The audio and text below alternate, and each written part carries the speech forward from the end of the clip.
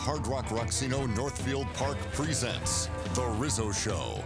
And now your host, Tony Rizzo, with co-host Mike Polk Jr.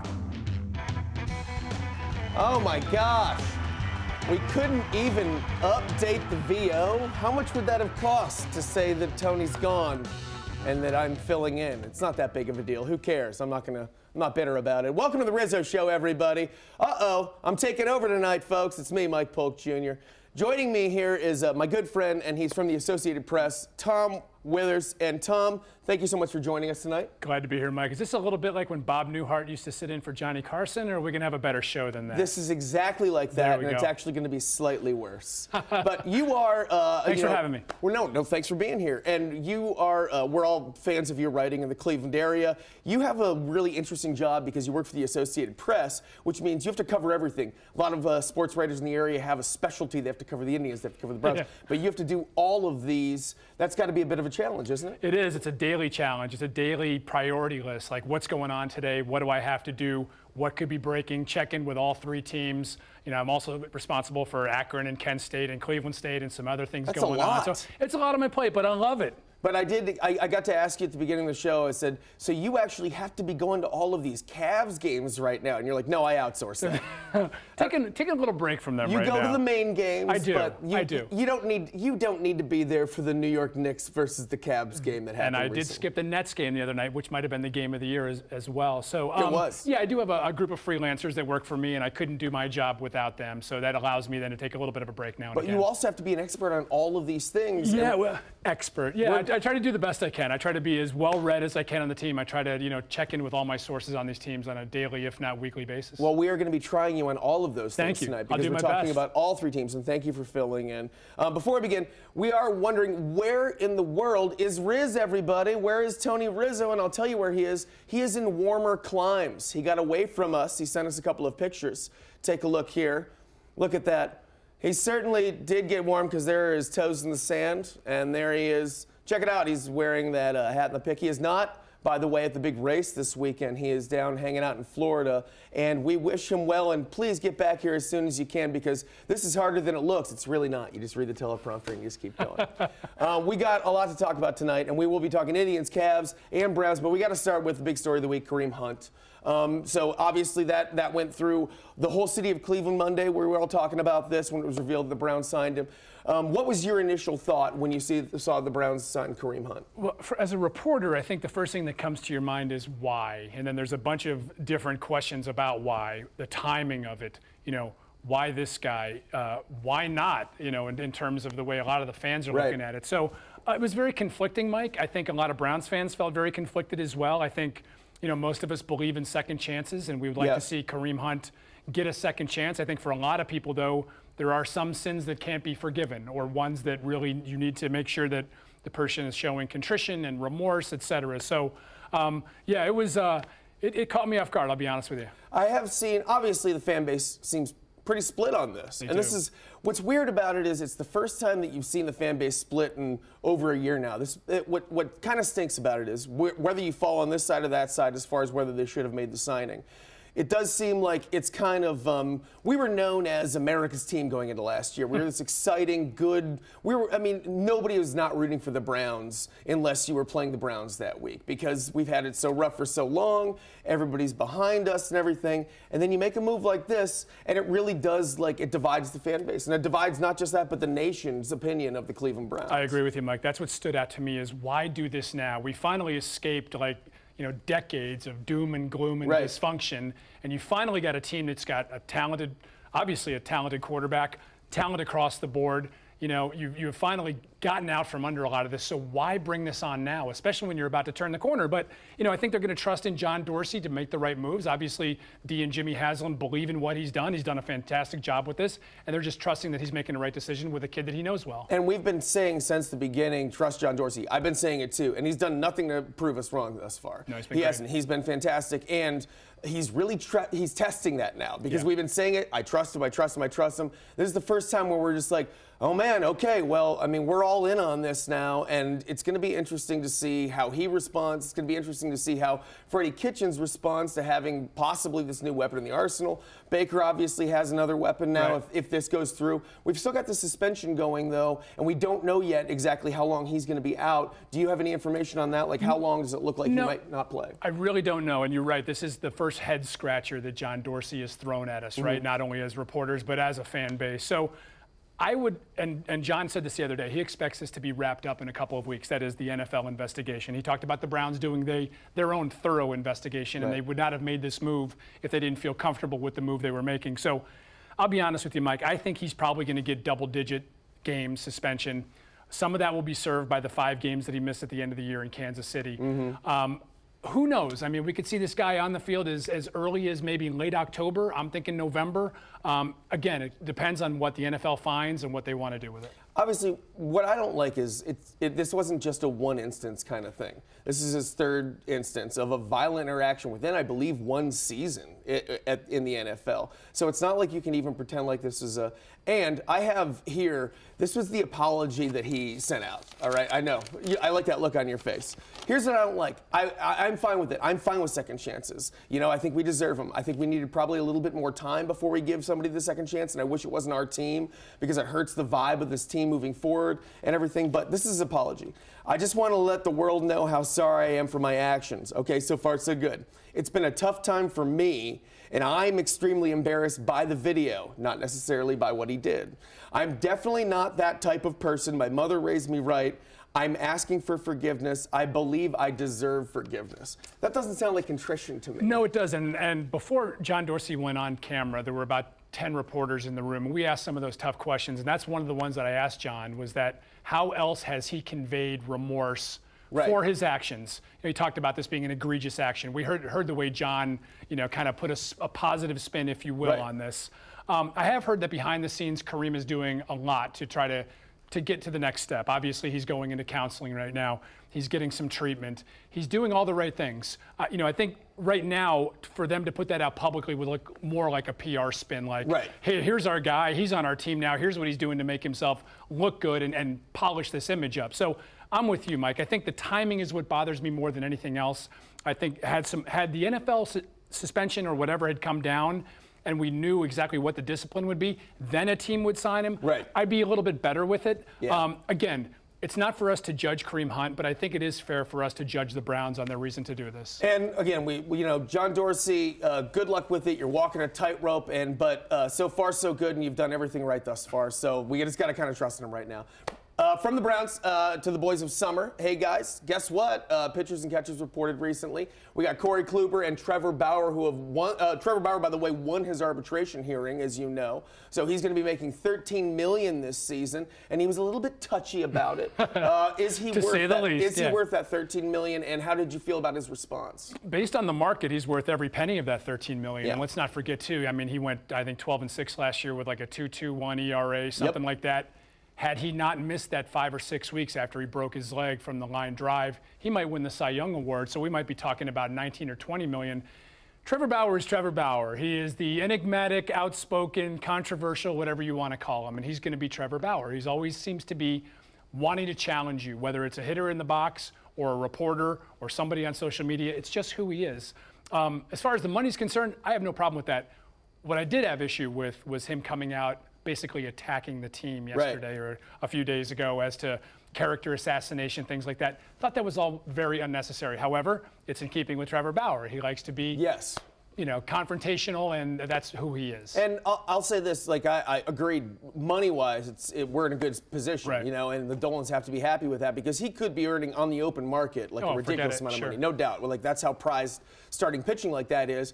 I don't care about his attitude if he's pitching well, and he can say whatever he wants. That's the difference between the Trevor Bauer situation and like a Kareem Hunt situation. Kareem Hunt, through his actions, did terrible things. Trevor Bauer can say whatever he wants as long as he keeps winning me like 14 games a year or something like that. I couldn't care less. Whatever he says. He can say, and he can be as big of a jerk. He's just interesting, and I know that he can be a little off-putting to people and everything. But I think he's a fascinating character, and as long as he keeps pitching and doesn't do anything wrong, then more power to him. Hey, as a reporter, I love the guy, right? Because he's got to be a quote factory for He's unbelievable. After every game, after batting practice, for goodness sake, we'll all kind of gravitate over there and just see what Trevor has to say. I tell you what, I'm sorry. No, go ahead. I gained a lot of respect for Trevor Bauer in the 2016 World Series when he had to stand on the field at Wrigley Field. And when I tell you he was getting berated by Chicago Cubs fans like nothing you've ever experienced before. And he's feeding off of it. And he was feeding off of it. And he took some losses in that series and he had a tough time. Yeah. But he's also, there's a strange way in which the Trevor Bauer has become like somebody that baseball teams are looking at in terms of his analytics. Yeah. In all the funky things he does in his pregame warmups. Some of the Cleveland pitchers have adopted all of that. Yeah. Mike Clevenger talks about how hard this guy works. He seems to be a great teammate, and like you said, if he's going to back up his words with his actions, let him go. He's like a robot, and I love it. And that's what you need, more robots. Indians home openers against the White Sox on April Fool's Day. That is not a joke, people. Coming up, the wine and gold. Hey, we're at the All-Star break, folks. What can fans expect in the second half of the season? I hope it's more of what we saw in the first. We'll be back right after this with more Cavs and Tom Withers, everybody.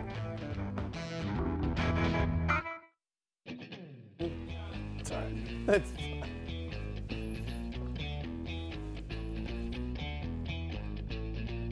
Welcome back, everybody, to the Rizzo Show. Riz is on vacation, in case you haven't noticed, so I'm taking over tonight, you son of a gun.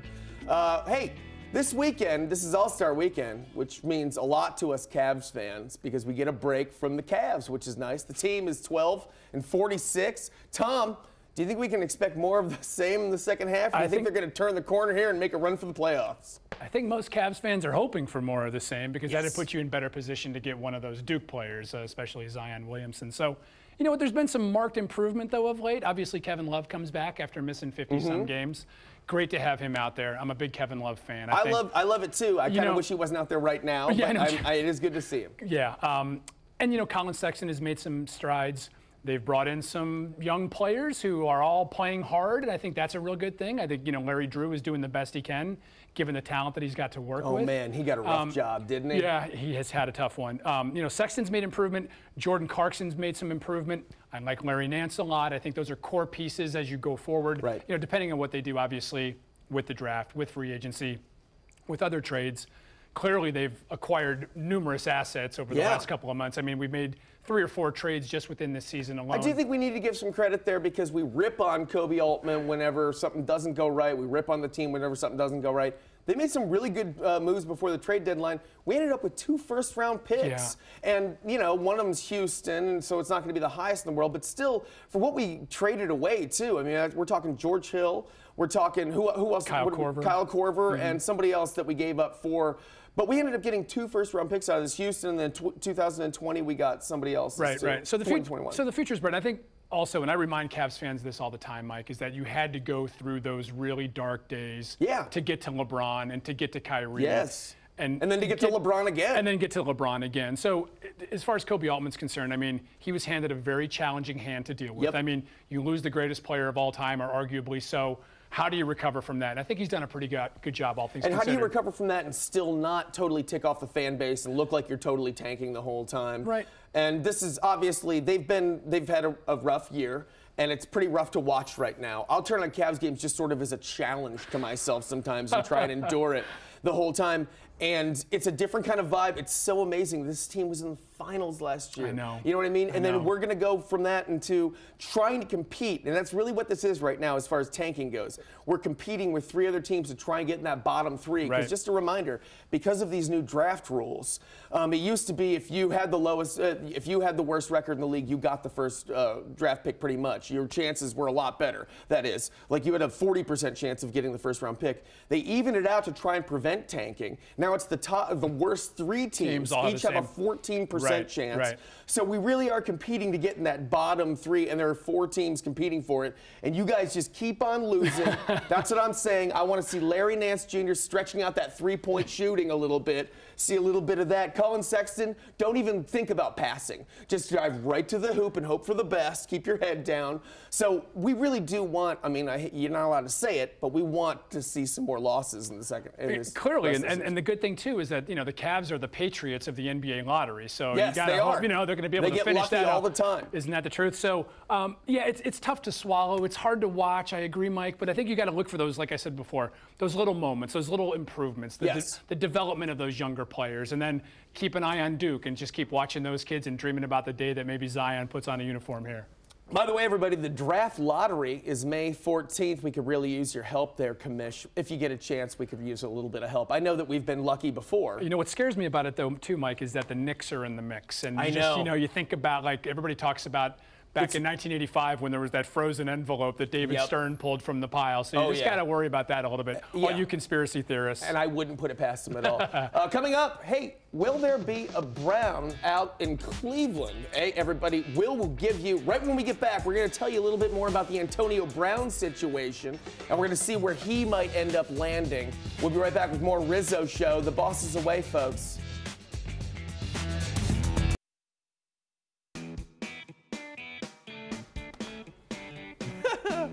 Welcome back to the show, everybody. Tom, here's the big question. Antonio Brown, there's trouble in Pittsburgh, and we were just talking about this. I do like that there's trouble in Pittsburgh. You love that Normally there's it's that there's trouble in our camp, right. And Pittsburgh's like this fail-safe place. But now this is a couple of different, pretty high-profile players that the Steelers are obviously mismanaging in some way, which I love to see. Where do you think Antonio Brown ends up? Not in Cleveland. I would agree. I can't see them making a trade where they would send him within their own division. That would be suicidal. Dysfunction in Pittsburgh, something we haven't seen in 40 years, right? And we've seen a bunch of it now over the last 2 years. So I expect him to end up out west. I mean, there's been a lot of talk about the 49ers. Kind of lines up in some ways. They have some assets that they would want to move. Got some money on there. Yeah, I think it's going to be interesting to see what they get in return for him. I mean, is he worth the first-round pick? To me, absolutely. Yeah. But if I'm a GM and I'm looking for a big playmaker, I package together whatever I can to get my hands on Antonio Brown. So it's just kind of interesting, Mike, as you mentioned before, this shift we've seen now in the AFC North, right? Where suddenly the Browns are like the stable of consistency. And think about that. Yeah, so it's been interesting to see. And we deserve it, man. It's been so long. It has been long. Speaking of football, have you watched the new football, or what is it called? The Alliance of American Football. This is like the JV for the NFL, which is an interesting concept. And now it's been like a week and a half. We've been watching this team, 2 weeks. They just reached out apparently to Colin Kaepernick, the league did because they're looking for, they want some publicity and everything. And he wanted $20 million or more to play. Is that right? That's what we've heard, yeah. I mean, this league is the February football fix for everybody, right? I mean, I didn't watch very much of it last weekend. I heard the quality of the play was a little surprising to people. It was good. And not too bad. It was fun. So fun. There you go. It was. Got your interest. Why not? You're in. Yeah. And as far as Kaepernick is concerned, it still blows my mind that the guy is not in the NFL. I mean, we talked earlier about, the Kareem Hunt situation. I mean, this is a guy who knelt in protest. Yeah. And he's been, banned from the league. I get it. And there are people now saying, well, I love the excuses changed on this because if you bring that up compared to Kareem Hunt, and you're just like, why isn't Colin Kaepernick playing? They're like, he's been out of the league for 4 years. It's like, yeah, but you know why he's been out of the league for that long. It's not an apples-to-apples argument. No, it is I don't like seeing that. So, good luck to that league. I mean, we've seen these leagues come and go, whether it's the World Football League or the USFL. So maybe one of them, baby, remember that? Maybe one of them will finally catch on. And it's good for some players who we miss from the NFL who are just not right there on the barrier. Hey, there's that guy. I wonder where he was. I remember he hurt me. All right, well, this is enough football. It's time to check in with the Roxino and see what they're up to this week. Let's take a look. Hey there, rock stars. It's Monica, and this is what's up at the Roxino. Get your motor running during Hard Rock Roxino Northfield Park's $300,000 Born to be Wild Golden Ticket giveaway. All Rockstar Rewards members receive a Mally's chocolate bar every Saturday from 10 a.m. to 8 p.m. Discover a golden ticket inside your Mally's candy bar, and you could win a Southeast Harley-Davidson motorcycle, $5,000 cash, free play, and more. Treat yourself to an amazing 4-course meal special in Kozar's wood-fired grill every Sunday through Thursday, featuring Kozar's famous petite filet or beer-battered walleye, and starting at only $34.99. Rock out with heavy metal icon Dokken when they take the stage in Hard Rock Live on February 21st. Then get ready for side-splitting laughs with comedian Jim Jeffries on March 9th. Tickets available at the Hard Rock Rocksino box office or Ticketmaster.com. Find your rhythm at the Hard Rock Rocksino Northfield Park. Vegas experience, Ohio address. Don't forget, everybody, stay up after this to watch our good friends Big Chuck and Little John. Very special thanks to our good friend Tom Withers. Thank you for joining us tonight. Mike, thanks for having me, You're man. saving us. I appreciate it. You did a very nice job. Thank you, where can people read you? They can read me on The Wire everywhere they want to look. Just look for the Associated Press and my name. And I got to give a quick shout out to my Westlake girls basketball team. Oh, yeah. We start the playoffs this week. And we've Congratulations. Thank you. Yeah, That's it's been nice. a great site. Great kids. And Twitter, what's the Twitter handle? TWithersAP. Check them out, everybody. Riz, get back to us. We need you. You know that. I love you, everybody. Good night, Cleveland. Good night, everyone.